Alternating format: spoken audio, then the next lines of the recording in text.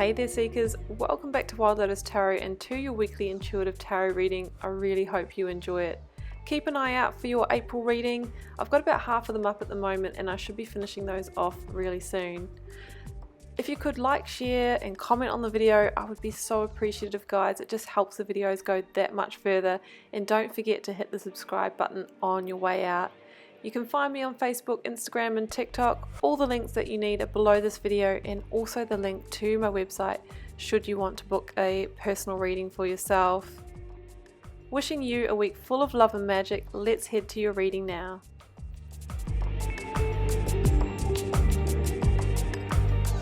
Hi there Sagittarius, welcome back to Wild Lotus Tarot and to your weekly intuitive tarot reading for April 5th through to the 11th. Saggy, let's see what may be on the cards for you for the week. There goes one oracle card.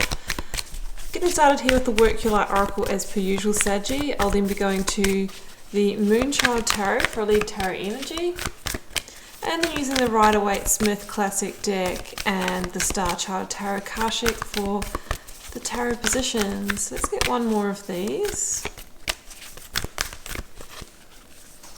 There we go. Okay, Saggy, what do we have? Trust your path, Saggy. If you knew you would be supported, what would you do? So if money wasn't an object, if age wasn't an issue, if location wasn't an issue, if you knew everything would work out, what would you do with your life? That's an interesting way of looking at it, because often we don't move towards what we really want, our true calling and purpose, because of the limitations that we place on ourselves. Say is to trust your path. Maybe you've already started moving on a new path, and just maybe you're getting closer to the kind of portal or gateway where it all comes together. Maybe you've started a new business or something like that, and you're waiting for it to, actually become viable, profit. Maybe you're just really getting to that tipping point, right? It's kind of says that maybe you're ready for everything to come together and for it all to make sense, because you're already doing it. Isn't that a nice segue? Stop overthinking it, Saggy, and keep facing your true north. I always feel the Three of Wands in this card. It's like you've already turned your back on the past, you've begun walking the new path, and you've arrived at the threshold, right? And there's a sense of maybe needing to go all in now, to cross the threshold, to go through that gateway or that portal, to be fully immersed in it. And of course, we need to break through fear barriers in order to make that happen. So I love that little segue between the cards there. Trust your path, you're already doing it. So if you have begun a new venture, a new relationship, a new job, the cards are saying just maybe, keep going, because you can trust it. Okay, it's come straight out. The Hierophant. Yeah, beautiful. Such an amazing energy. So number 5 in the Major Arcana, Taurian energy.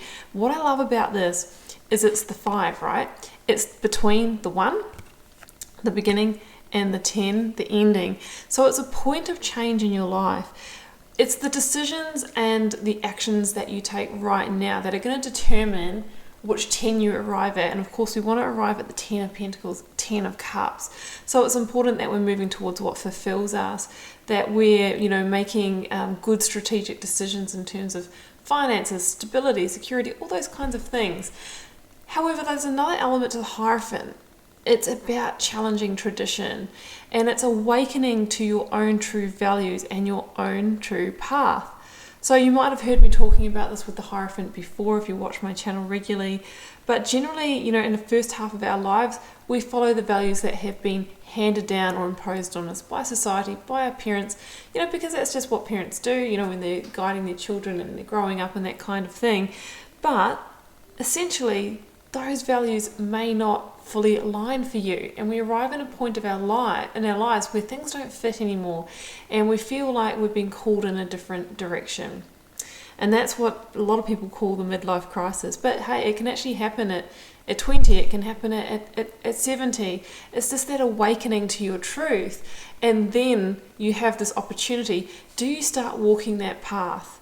But you're going to have to let some things go. You're going to have to maybe let go of some traditional values, a traditional career, what was expected of you. And of course we can feel like we're disappointing others in that process. So it's an awakening to truth here, really. And it says that you're already on that path. Have faith and commit to the process. The Hierophant, you know, is the counterpart of the High Priestess. So it's very much a kind of a spiritual energy, maybe opening that upness within yourself, because I feel that when you arrive at that time in life, it really is like a spiritual awakening, because you're awakening to your own inner power and truth, rather than just, you know, going along. It can be a little bit more unconsciously and not questioning, you know, the traditional path. So it's really stepping onto your road less traveled, your unique path. Okay, Saggy, I'm going to pull the energy of the recent past. Ace of Wands, yeah, that's your spiritual inspired new beginning. Current or focus energy. The Moon, Pisces energy. Outcome.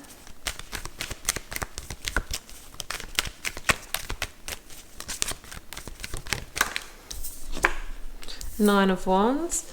And I've got the Five of Cups at the bottom of the deck. So that's your second number 5. And that kind of makes sense. That's the sort of, the disappointment or the abandonment. We can really, really grieve, you know, for the past and for the normal when we go through awakenings. It's like, it's great having our eyes open and our consciousness expanded, but we're aware that we're different and that we don't fit in as well, and that our relationships with others are changing, and that maybe we can't even stay in, you know, the same job anymore. And there's part of us that's just like, I just wish I could close my eyes again. 8 of Wands. Clarifying the Moon now. Okay. I've got 3. I've got the 4 of Cups. The 8 of Swords and the Knight of Cups. Okay, one more. Clarifying the 9 of Wands. 10 of Swords. Yeah, painful endings in order to begin this one here, this new beginning. I've got the 9 of Swords at the bottom of the deck. Yeah, so there is real, there is real stress and anxieties associated with this, and I think it's really just that battle of the mind when we are turning away from, you know, what we know versus stepping into the unknown is what I am feeling here, guys. You know, I can see here in the recent past that there has been some kind of awakening or opportunity. I've got the Ace of Wands and the 8 of Wands. What I'm feeling here is that there's different levels to this, guys. It's a general reading, so you'll have to bear with me. I do give, you know, multiple different scenarios here. On a very kind of literal level, some of you may have had, let's say, a new job opportunity or opportunity to do business or do a creative kind of venture or pursuit come in. And it's challenged your tradition, right? It's challenged you. You know, maybe some of you might be leaving a traditional job, you know, maybe working in a bank or some other kind of institution, something kind of more conservative, to pursue creative dreams and passions. And obviously that is not only feels like a risk within yourself, but there could be a lot of people around you that are saying, oh, don't do that, you know, it's not a good move, you know, what about security, what about money, all that kind of thing. So that's for some of you. The Ace of Wands and the Hierophant in the same reading can be awakening energy, and that could be, you know, we're awakening to this truth that we need to walk a new path, that we need to go in our own direction. But of course, logistically, how we make that happen, you know, can lead to those sleepless nights, that stress and that anxiety, everything that is that 9 of Swords energy. We've got the 8 and the 10 here as well. So this is like momentum building, 8, 9, and 10, towards some kind of painful ending. So what I'm feeling is that you know that in order to embrace fully your passion and your purpose and your potential with whatever this signifies to you, and it can be in romance as well, it can be a very chemical connection with someone, but you know you're going to have to let something go. Ten of Swords, right? And that can just be grieving for, okay, well, I am going to be giving up that traditional profession that's been handed throughout my family. Like all my family are doctors, and here I am going to be a ceramic artist or something like that. And there is this kind of grieving for, like, I'm disappointing others, or I could be in this really high paying career. Am I going to make it as a ceramic artist? So there is, even though you're moving towards your truth, there's a lot of process in that. There's a lot of grieving. There's a lot of release. There's a lot going on here. And I think that's where the stress and anxiety is. Like, that's why it takes real strength and courage to trust your path, because, there is a lot to be released, but there's also a lot to be gained. The Eight of Wands here can be, a couple of things. This is often a card of divine intervention. So this opportunity could have come in through synchronistic means to move you. That's one thing. The Eight of Wands can literally be that message that comes through the airwaves that alerts you to that opportunity and brings it into your life. For me as a reader, I call the Eight of Wands my doing a 180 card, flipping life on its head, choosing something completely different, going in a different direction. So that kind of like fits with the scenario that we've got here. It can be Cupid's arrows in love. It can also be travel and relocation as well. So some of you may actually need to move somewhere else, and that could be quite a big kind of decision point here. And then it could be the grieving that we're seeing in this reading could be grieving the place, moving away from family, moving away from what you know. But either way, whatever this opportunity is, it says that there is like a lot of growth and expansion in it for you. So I've got the Moon, the Knight of Cups, Eight of Swords and Four of Cups. So both of these are Piscean energies for me. So you might be dealing with a Pisces. I've got Pisces, I've got Taurus here as well. So yeah, this is really interesting. Let's start with the Four of Cups. I feel like this is indicative of kind of where you've kind of come from and maybe the threshold that you're crossing. The Four of Cups is an energy of feeling emotionally disconnected. There's levels. It can be complacency, it can be boredom, it can be apathy, it can be withdrawal. So there is a sense here that you feel like you need to pursue this opportunity, otherwise we're going to get more of this kind of energy, but you're already doing it. You've already disconnected your energy and you're dreaming the bigger dream here, the new manifestation. The three upright cups here, the number 3 in tarot is very much about new creations and manifestations. So I'm seeing, in order for you to increase your fulfillment and get your kind of spark back, right? Ace of Wands is a spark of what lights you up. Then potentially we need to accept what this Knight of Cups is offering. So it could be coming in from a Knight of Cups. That could be the kind of emotional messenger that actually brings you the Ace of Wands here. The Knight of Cups stands also for the invitation, the proposal, the emotional connection. Someone coming in that can maybe help you with this decision.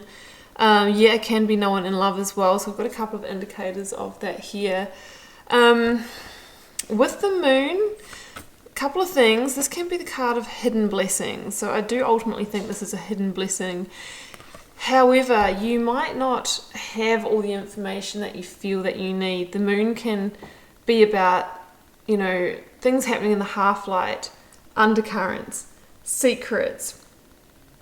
So there could be a sense that we don't really know where it's all going. The path forward is not fully illuminated. That's what I'm kind of feeling here. Is like there is a part of it that's, you're in the dark a little bit about how this is all going to end up. Absolutely. And I think that's where the anxiety of the Eight of Swords comes from. This is the mind being overactive and overwhelmed in trying to make a decision whether to accept this opportunity and move forward with it.